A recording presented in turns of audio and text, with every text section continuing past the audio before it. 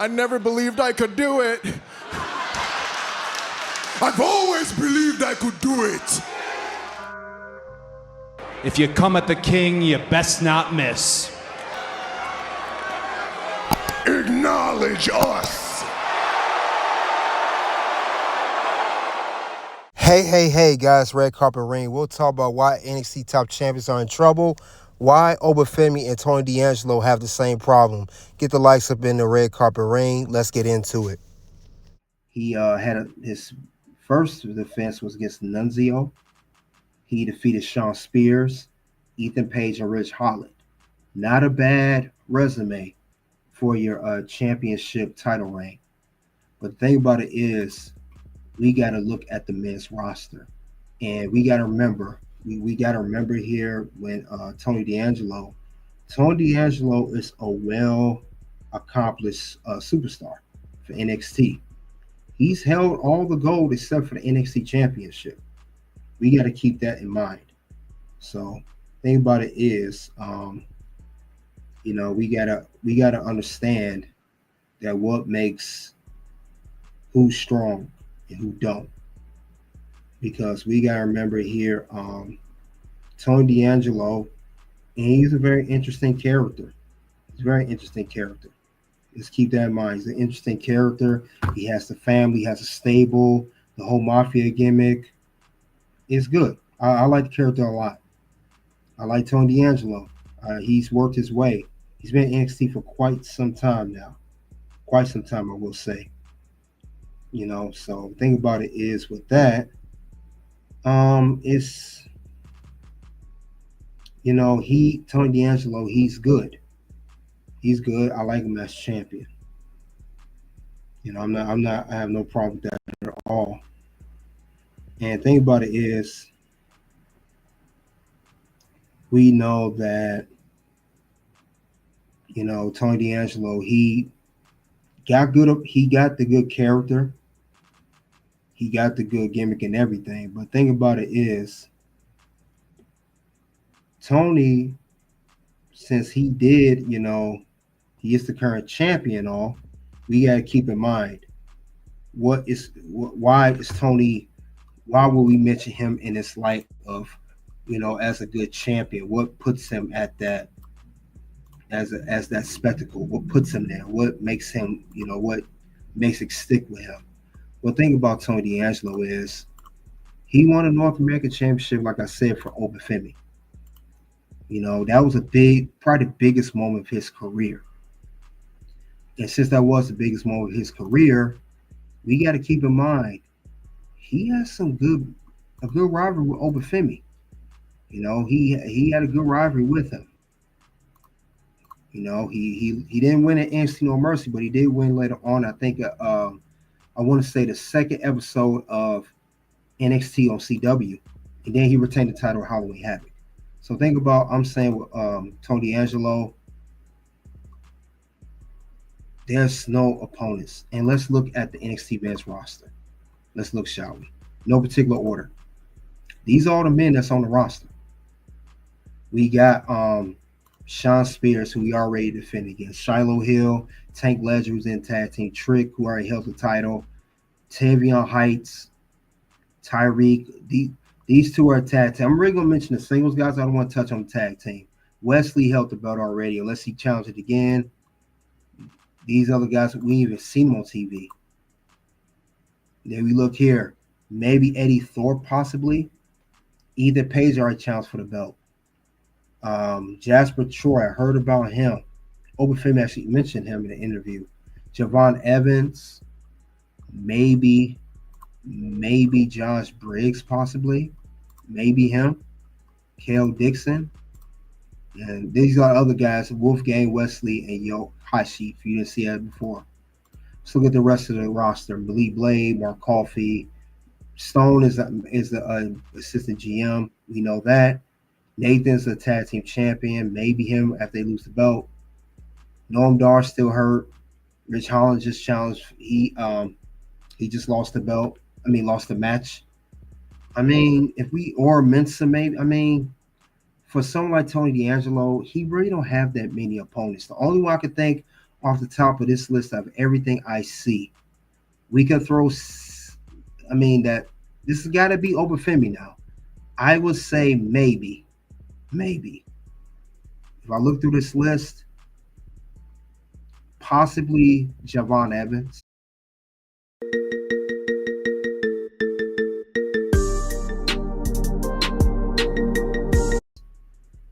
Possibly Josh Briggs, maybe Eddie Thorpe. But after those three, off the top of my head, he really don't have a legit challenger for the North American Championship. And that's the problem we having with the men's roster. And this is what this is going to really expose and not make Tony D'Angelo's championship run be that dominant like it should. So that's the problem I see that on the men's roster for this championship. That's the problem I see here. Now, we're gonna talk about Oba Femi, who is the NXT champion. Now he has the same problem as Tony D'Angelo. His, in fact, maybe even be worse. His may be worse. And think about that because he's Oba Femi. Look at this man. This man is built. This man's a giant. This man's a beast. It's a big problem. And I see that with NXT. And the problem is we see this when we talk about NXT, we talk about the women's division. When we talk about NXT, we talk about names like Roxanne, Julia, Stephanie Walker. We really don't talk about the men's division that much. It really don't even touch on the men like they should. And I like the women's division. No offense to them. I would like for them really to focus more on the men. Because before these women start getting the recognition like they do now, it was really on the men at first, especially back to the black and gold NXT days.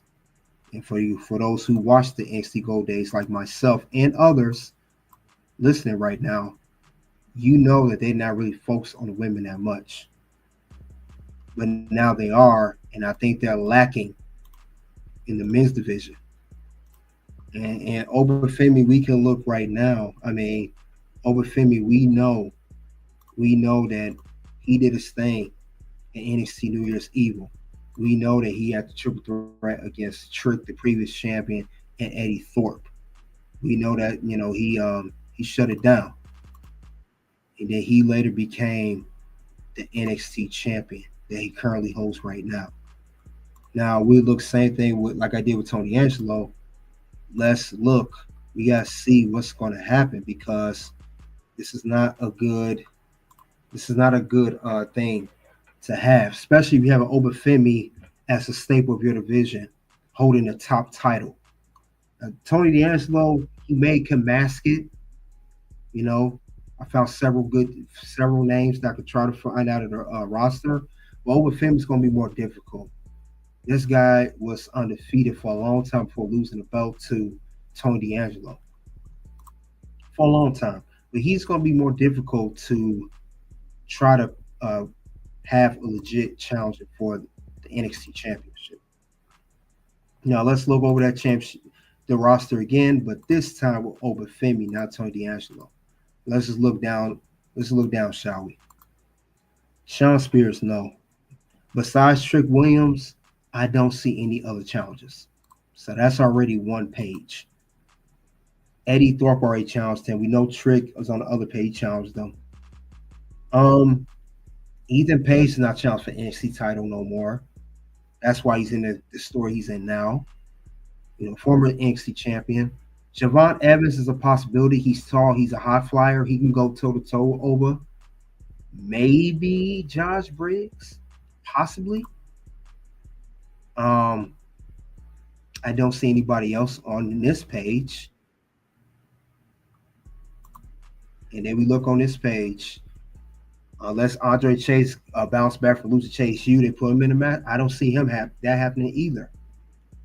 Mostly got. I mean, there's no legit challenges for Oba.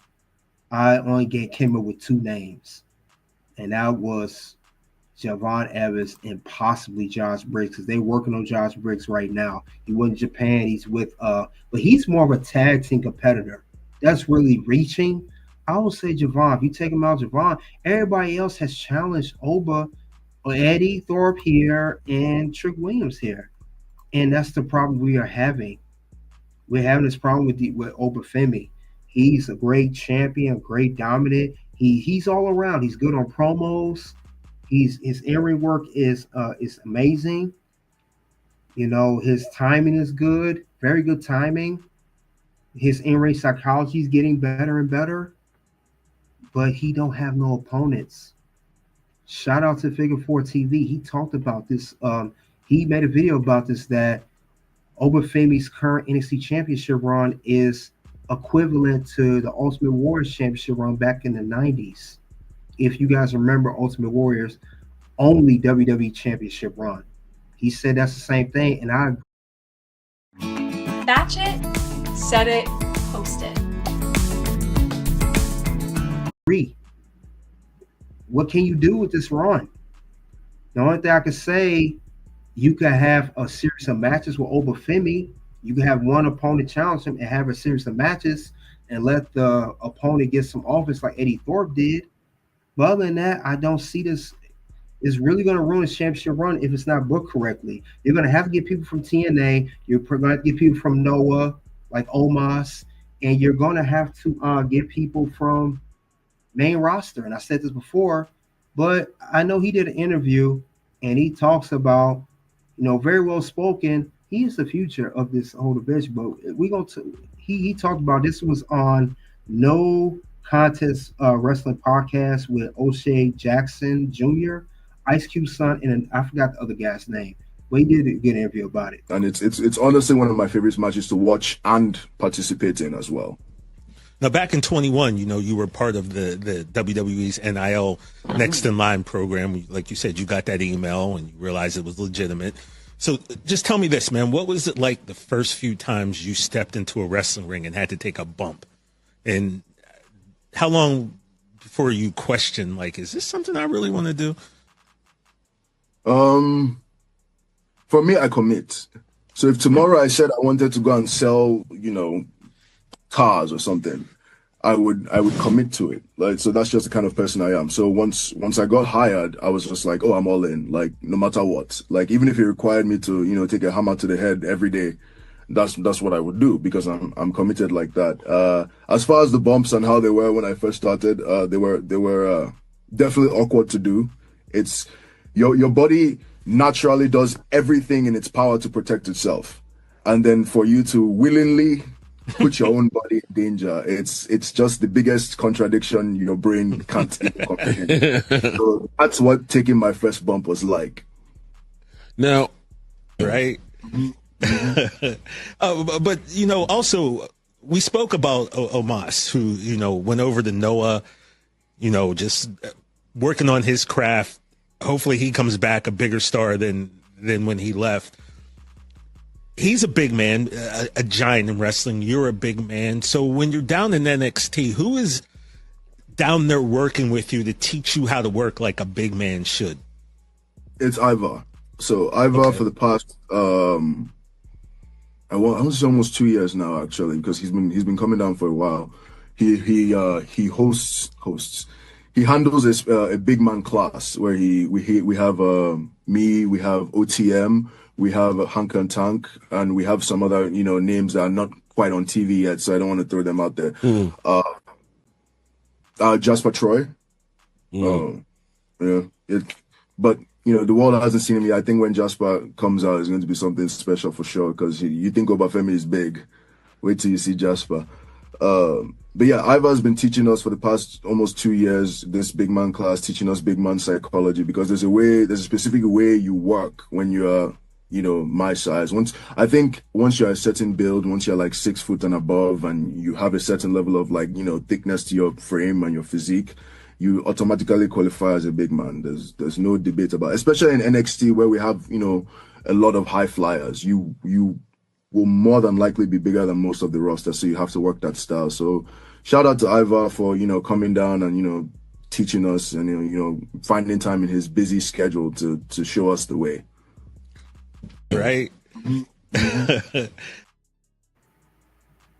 All right, guys, that was Oba Femi. He was on No Contest Wrestling Podcast.